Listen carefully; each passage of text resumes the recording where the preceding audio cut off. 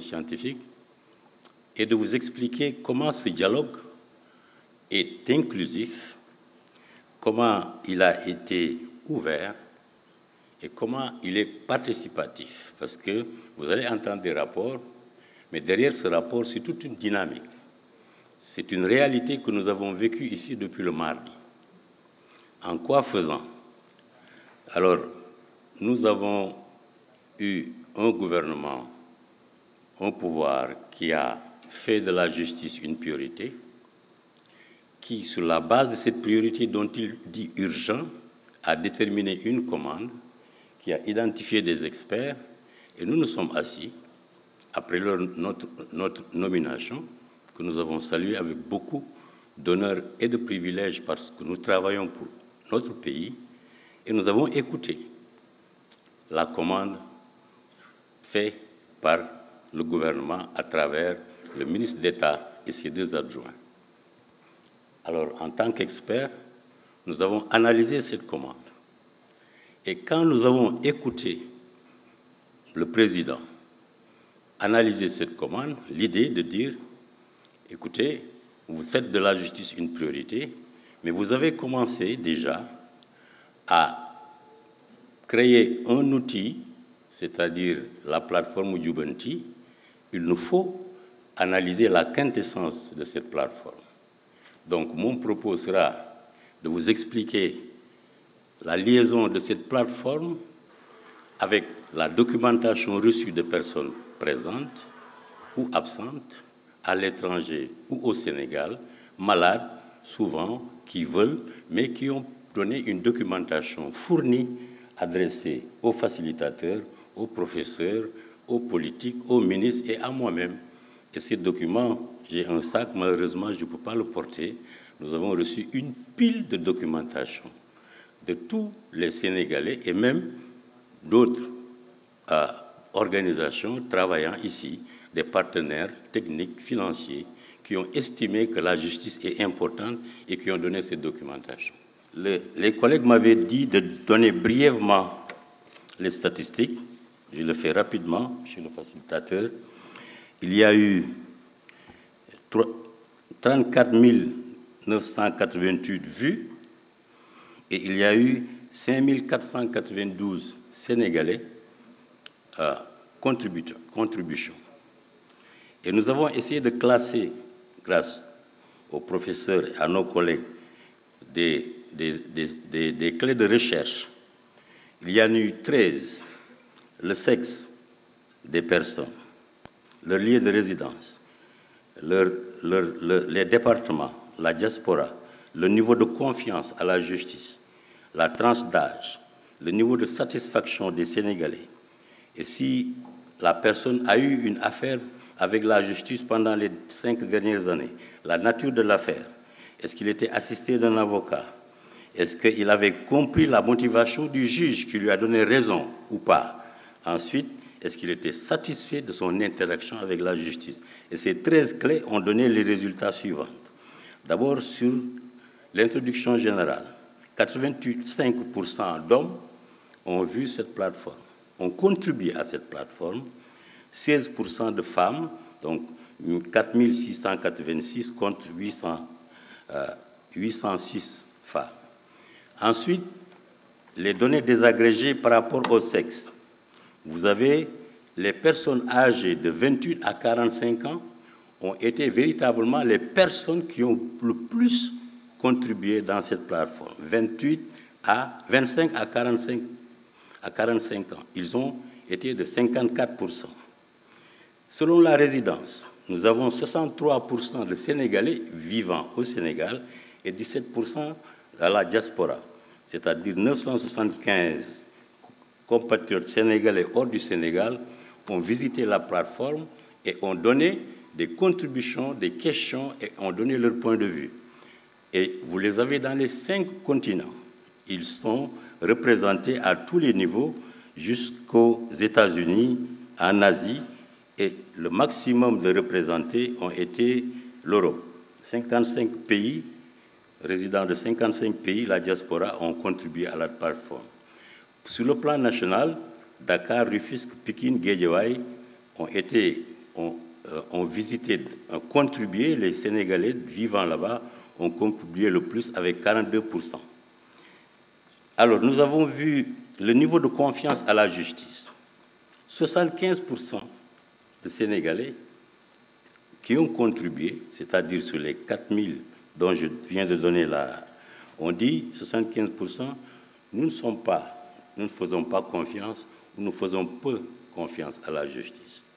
Donc, nous ne faisons pas confiance à la justice, 24%, peu confiance, 43%, pas du tout, 7%, et oui, nous faisons confiance à la justice, il y en a 1372. Quelle est la tranche d'âge qui n'a pas, dont le niveau de confiance à la justice est le moins élevé? Encore une fois, les jeunes, 25 à 45%. Quel est le niveau de satisfaction des Sénégalais par rapport au service rendu? Là-bas, c'est la confiance à la justice. Mais vous avez interagi avec la justice, on vous a servi, donné un service, un certificat de nationalité, un casier judiciaire, vous avez cherché un document, avez-vous été satisfait? 64% ont dit ne sont pas satisfaits par les services rendus par la justice. 40% le sont pour des raisons liées à l'obtention d'un casier judiciaire. Et vous voyez dans les termes de référence, la présidence demandait la dématérialisation pour que l'usager ait immédiatement, dès son arrivée au tribunal, la possibilité d'avoir du papier, le document. Donc, cette étude est extrêmement utile.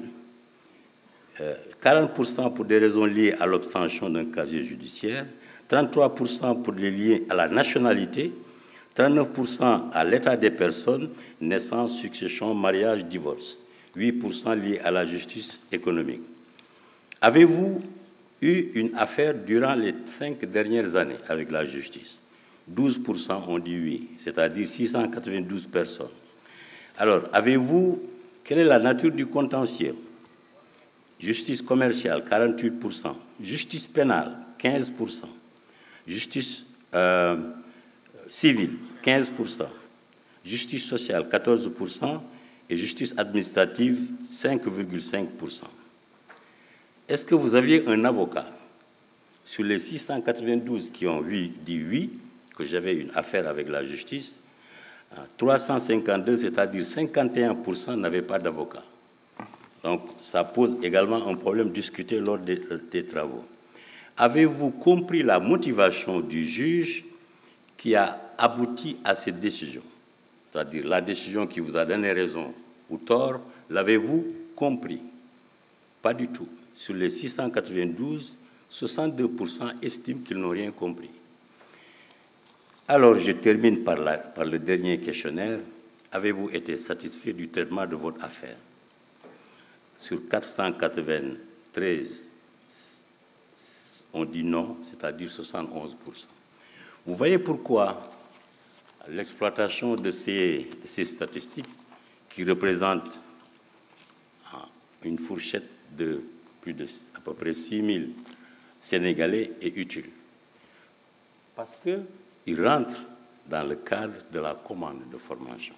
En tant que pédagogue, et je parle sous le contrôle de mes aînés et de nos formateurs universitaires comme magistrats, que c'est quand vous identifiez le besoin que l'objectif est clair et que vous donnez une solution. Mais il y a 36 communications de professeurs d'université, de simples citoyens, des ulémas, des académies islamiques. Dommage que je n'ai pas le document, mais des contributions remarquables reçues, merci beaucoup, certains avant, d'autres durant. Pas plus tard que ce matin, nous avons enregistré la réglementation, l'agenda législatif et réglementaire du gouvernement pour l'année 2024, donc qui avait été identifié depuis longtemps. Ce qui dit que si vous décidez ici, ça rentre dans l'agenda. Il faut aller vite en fonction de la feuille de route. Nous avons les avocats, toutes les contributions sont là, d'énormes documentations. Quel lien avec les objectifs, nous avons également identifié dans ces documents ce qui rentre dans la réforme avec Dior et son équipe et ce qui rentre dans la modernisation, avec Dior et dans la réforme avec le président, avec le professeur Yankoba. L'idée, c'était la plateforme représentant les Sénégalais, la documentation représentant des contributeurs de bonne volonté, plus, avant cette session, le ministère de la Justice, en la personne du procureur général Ousmane Diagne, a fait l'inventaire de toutes les réformes existantes au niveau du ministère par ses différents successeurs et les a mis à notre disposition. Qu'est-ce qui restait? À faire le lien avec vous. Alors, la plateforme a été identifiée, les 4 éléments de référence, les termes de référence clés ont été donnés aux informaticiens et l'ensemble de la contribution des Sénégalais a été mise à la disposition des présidents de commission. Mon deuxième point, c'était, après vous avoir justifié comment ce dialogue a été ouvert, il a été inclusif, il a été participatif, c'est de vous dire aussi ce qui n'est pas ce dialogue. Il ne faut pas, et nous l'avons évité, et je pense, vous verrez, ce dialogue n'était pas destiné à des plateformes revendicatives de profession judiciaire, ni de syndicalisme. On vous a écouté, mais tout ce que vous avez dit a été mis en lien avec les objectifs, les termes de référence. Il ne s'agissait pas ici de recevoir des plateformes revendicatives d'avocats, de magistrats, de greffiers, de notaires, de huissiers. C'est-à-dire tout ce que vous avez dit, on l'a lié avec la commande faite par la présidence pour voir quelles solutions y apporter dans l'intérêt de la justice. Parce que les juges, ils rendent la justice au nom de la société et du peuple. Même les privilèges qui leur sont donnés pour garantir une justice indépendante et équitable dans l'intérêt du justiciable. Je remercie toutes les professions judiciaires qui l'ont compris. Le deuxième, ce qui n'est pas ce dialogue, c'est des attaques personnelles. Et là aussi, je remercie, nous remercions, et ils le feront par des voix plus autorisées, des victimes ont été dans cette salle. Mais ils n'ont pas appliqué la règle qui consiste que je te fais ce que tu m'as fait, ou d'identifier des personnes responsables, ou l'institution, ou le tribunal.